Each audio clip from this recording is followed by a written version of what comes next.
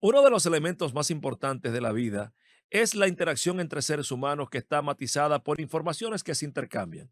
El tema es que esas informaciones no siempre vienen cargadas de la verdad, sobre todo cuando hay un aspecto de interés y en épocas en donde todo el concierto de seres humanos dice, miente, engaña y blasfema.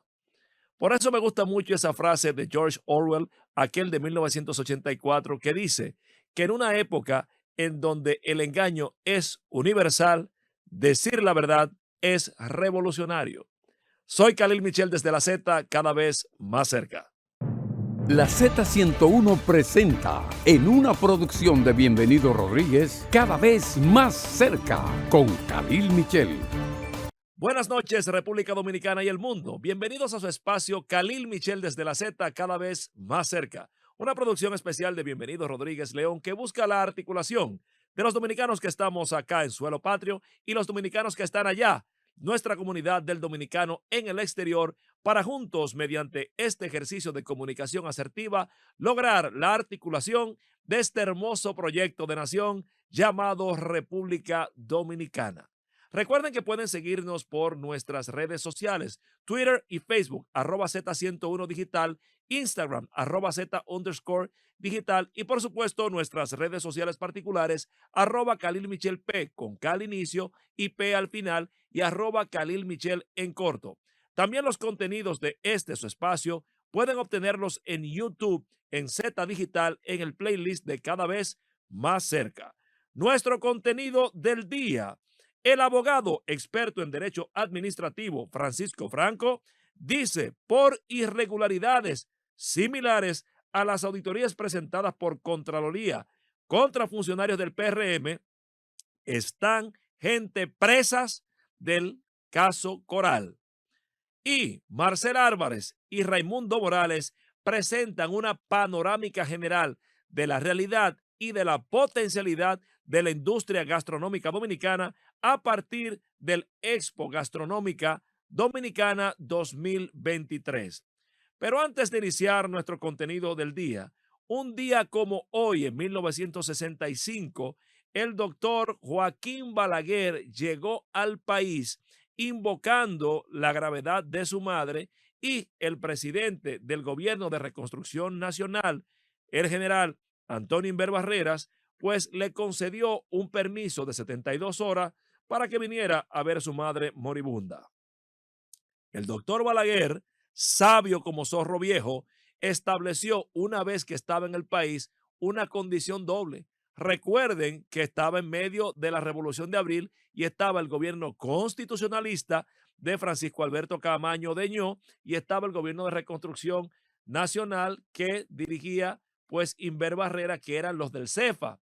Entonces Balaguer dijo ya una vez en República Dominicana, no me voy, y si me hacen irme, entonces voy a salir allá afuera y voy a decir que apoyo la revolución. ¿Qué habría sido de la historia dominicana si en ese momento eso se habría producido? Ante esa realidad, Inver Barreras le dijo no, tranquilo, quédese ahí. Por no decir y quedarse ahí, se quedó 12 años primero y 10 años después.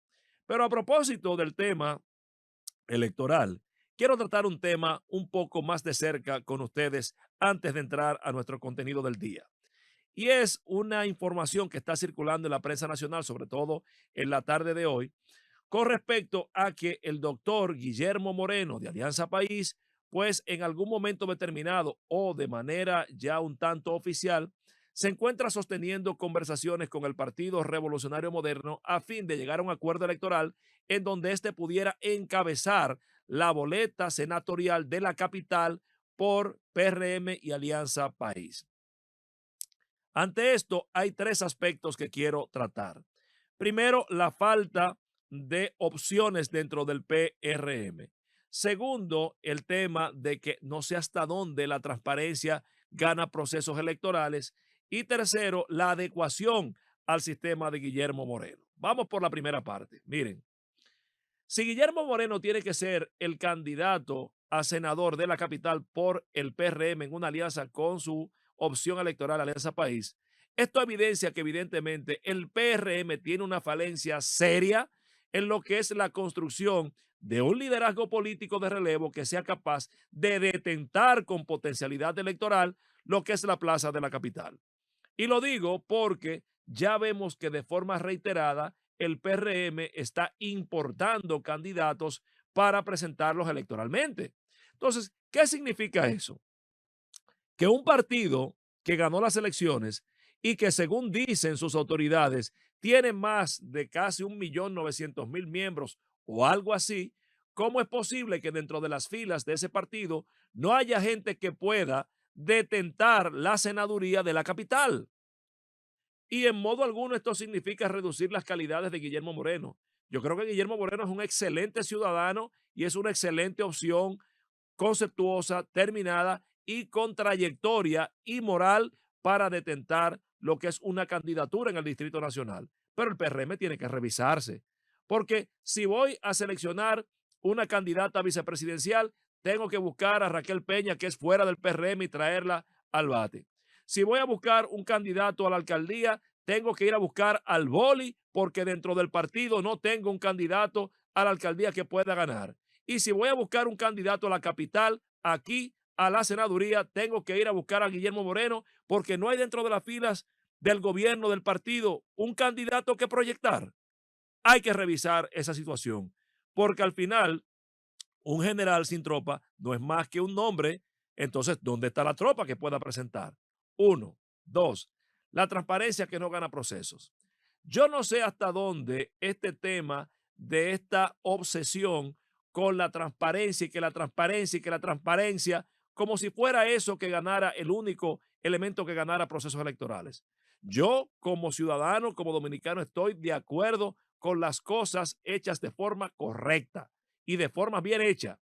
Ahora bien, históricamente el discurso, porque una cosa es la práctica y otra cosa el discurso reiterado de una impoluta transparencia nunca ha ganado procesos electorales. Si fuera por eso, Guillermo Estrella debió ser presidente de la República hace tiempo. Eduardo Estrella debió ser presidente de la República hace mucho tiempo y nunca ganó. La doctora Milagros Ortiz Bosch, que es un referente en ese sentido, cuando ganó la senaduría fue cuando Peña Gómez la arrastró cuando se murió y cuando Hipólito Mejía la seleccionó él y la cargó él como candidata vicepresidencial. Pero ya. Entonces, este tema de la transparencia, que el PRM ganó por transparencia, no es verdad. Ese es un cliché que no es verdad y con la responsabilidad que me caracteriza lo digo. ¿Cómo y por qué llega el PRM al poder? Muy simple. La transparencia y que la gente estaba harta del PLD. Mentira. No es verdad. Miren, oigan todo lo que pasó. Primero, Danilo se reelige en el 2016. Va por una segunda reelección de cara al 2020. Trata de imponer a fuego y sangre una modificación constitucional en el Congreso Nacional. Militarización del Congreso Nacional. Le entran a estrujones y a patá a Johnny Ventura y un grupo de artistas en el Congreso Nacional. Marcha de Luis Abinader, marcha de Leonel Fernández, llamada 1 y llamada 2 de Pompeo. Le hacen un proceso interno a Leonel con un fraude mostrenco y entonces Leonel sale del PLD y se divide. Pero Leonel sale del PLD y no solamente se va, sino que se va y es candidato. Viene el proceso municipal eleccionario de febrero y se suspende. El PLD asume estratégicamente mal y se le pega el FAO cuando fue el más afectado. Después encima seleccionan a un candidato no tan idóneo como Gonzalo porque no tenía el fogueo, que no fue un aglutinador legítimo como pudo ser un Reinaldo Pareja en ese momento o un Francisco Javier, y entonces no logra aglutinar. Encima de eso se suspenden, como dije, las elecciones municipales. Señoras, señores, y encima de eso sacaron un 36%, 38%. No, no fue por eso. Sin hablar de Plaza de la Bandera y los cacerolazos. No, no fue por transparencia. Fue sencillamente porque la coyuntura, sino como beneficio colateral, esa presidencia, que gracias a Dios, como decía José María Cabral, que República Dominicana siempre pasa lo inesperado, porque una desgracia especial recae sobre nuestra tierra y una providencia especial le asiste, que Luis Abinader ha salido un presidente de libro, un hombre transparente, ético, capaz, creativo, trabajador al extremo, que ha demostrado tener una capacidad única para sortear crisis. Pero no fue que ese discurso de supuesta transparencia y cuestión, pues ganó. No es verdad. Porque al final el que me está escuchando en el barrio, el que me está escuchando en el callejón, el que me está escuchando en la provincia, lo que le interesa es que le resuelvan su problema. Usted tiene un niño dando gritos con su bebé que no tiene cómo resolverle leche. Y lo que está esperando es que el que aspira a diputado le dé el chequecito, le dé la ayudita para resolver. Ah, no, eso es irregularidad. Eso no va con la transparencia. Mierda para usted, porque usted no tiene la necesidad de tener el niño llorando. Ante la necesidad que tiene cara de hereje, no hay discurso. Y con eso paso al punto final. Y es la adecuación al sistema de Guillermo Moreno. Al final, señoras, señores, dijo Ricardo Ravela en su libro Quiero ser político, que la política, a diferencia del deporte, lo importante no es participar, lo importante es ganar. Y Guillermo Moreno ha comprendido que en efecto mucho discurso y mucha crítica y la transparencia, mentira, tiene que asociarse, tiene que aliarse a un partido del sistema para poder ganar. Porque en efecto, nadie compra ese discurso ultra transparente, antisistema, que va contra la refundación y todo lo que implica, porque la gente al final lo que quiere es solución, de la manera correcta, pero solución. Entonces, en este caso, yo creo que Guillermo Moreno sería el más ganancioso de este proceso si logra esta articulación electoral, porque iría montado sobre la plataforma de un partido robusto como el PRM y un partido gubernamental, porque tendría todo el oficialismo detrás, que aunque no quiera, tendrá que utilizar los resortes que de manera inherente da el Estado para poder ganar.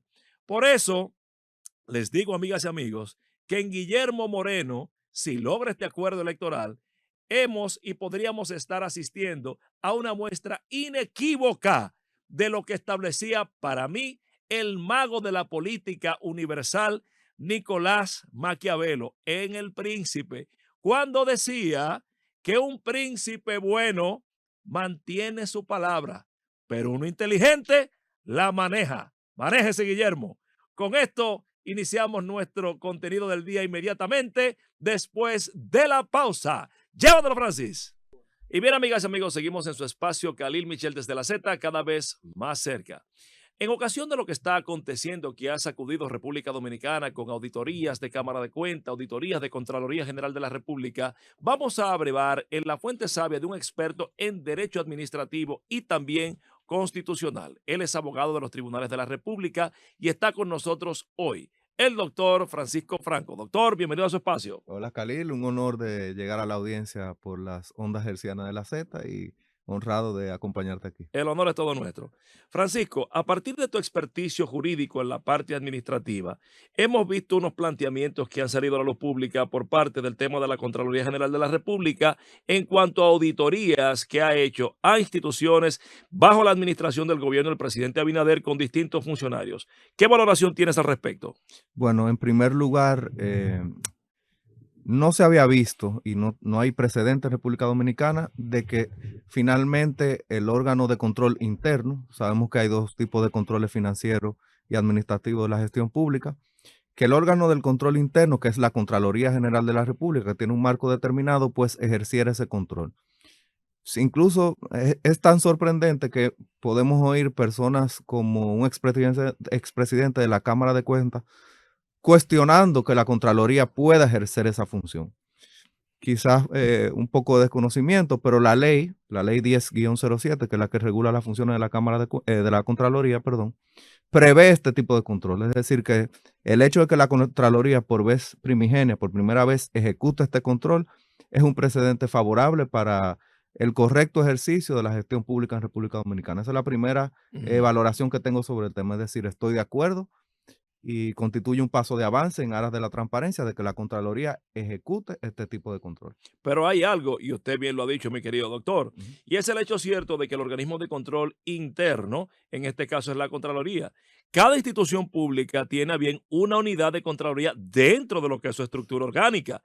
En ese sentido, me parece extraño, y quisiera que usted me lo aclare, cómo es que, teniendo la capacidad de controlar, fiscalizar cada ejecución previamente de esa institución, pues un año y tanto después se destape con irregularidades que ellos mismos no detectaron. ¿Cómo es Sí, esto? sí, justamente ese es de los temas que más controversiales resultan sobre el tema, tal cual tú dices.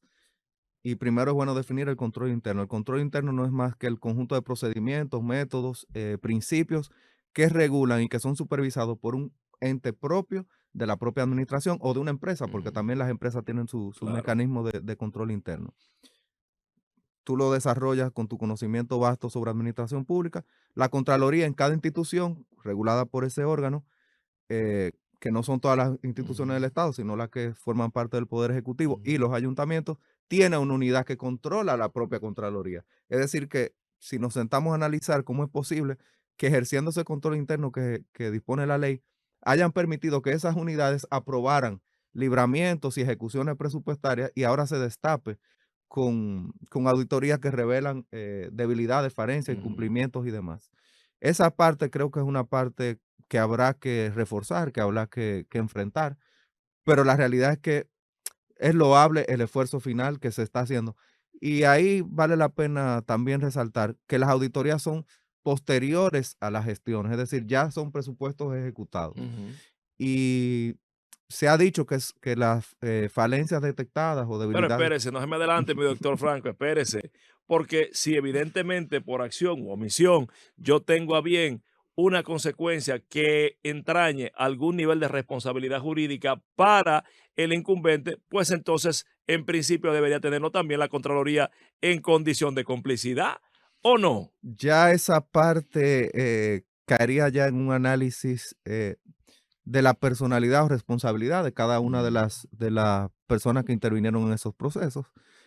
También habría que ver la consecuencia jurídica de cada una de las debilidades que pudieran haber sido detectadas, es decir, algunas debilidades son meramente administrativas, no conozco, son 19 auditorías, habría que detenerse a estudiar auditoría por auditoría, pero lo cierto es que muchas de esas eh, eh, debilidades, por usar un término mm. no más allá de lo administrativo, o inconsistencias, por usar términos financieros, esas inconsistencias sí pueden derivar en responsabilidad tanto civil, administrativa, que son las que puede detectar la Contraloría, aunque también la ley le prevé la posibilidad de remitir los hallazgos al Ministerio Público.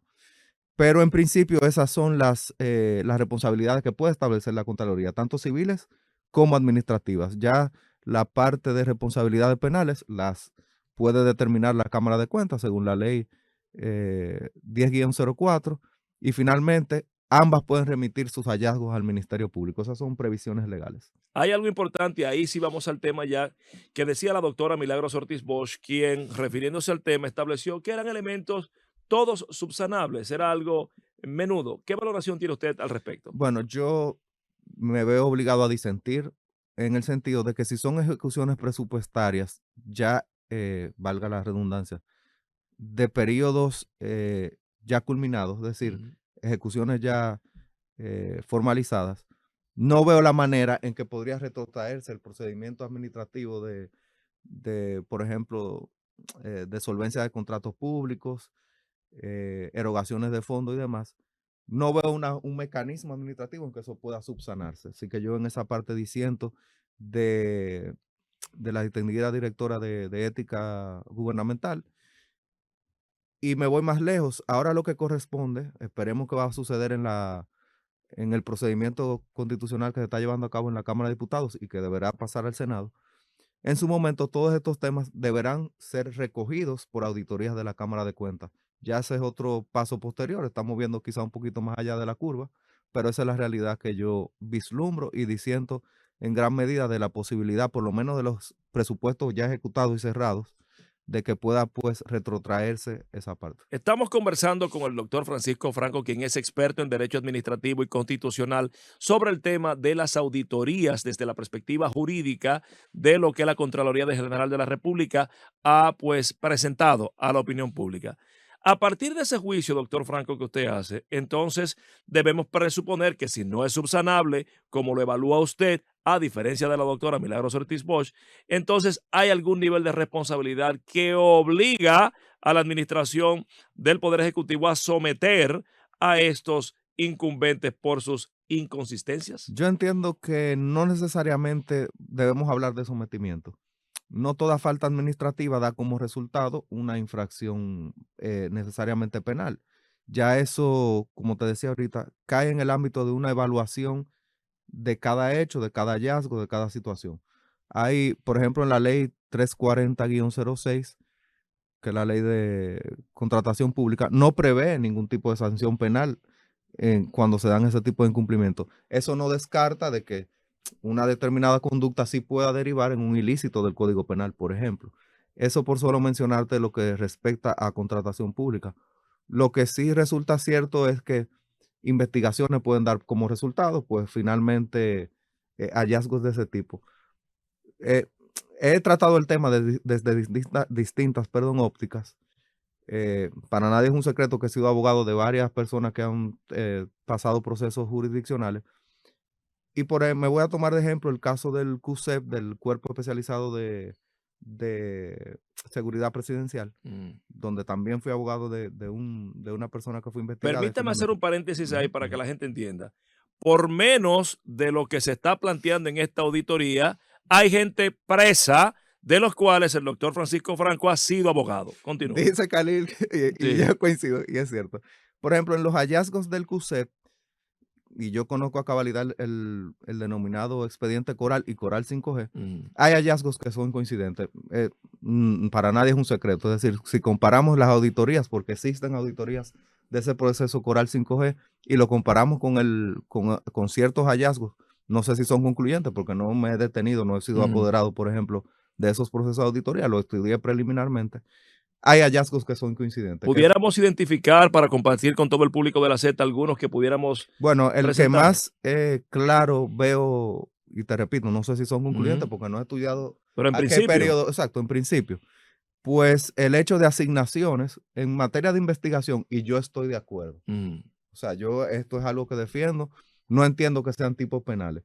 Cuando se trata de la seguridad de un dignatario, por ejemplo, ujú, y recopilación de información, eso se debe hacer con cierto grado de secretismo. Es decir, claro. tú no identificas quién te está aportando una identidad o quién te está aportando datos que sirven para la salvaguarda de la seguridad de un mandatario, por ejemplo.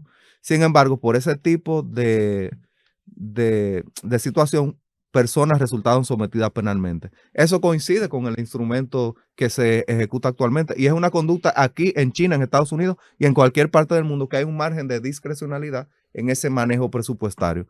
Sin embargo, son coincidentes los hallazgos de que ese secretismo de que colaboradores no sean identificados Ujú. nominalmente, pues continúen. Sin embargo, en el caso Coral y Coral 5G, esos son de los tipos Pero penales que doctor, se, espérese, que se doctor Francisco Franco. identifican. Entonces usted me da la razón cuando le decía hace un rato que el tema de los sometimientos procedía porque es que hay gente presa por situaciones menores o similares a las que se están planteando. Entonces, Sí. debo preguntarle, ¿usted entiende que esto hay una vara distinta para medir unos y otros? ¿Qué piensa usted?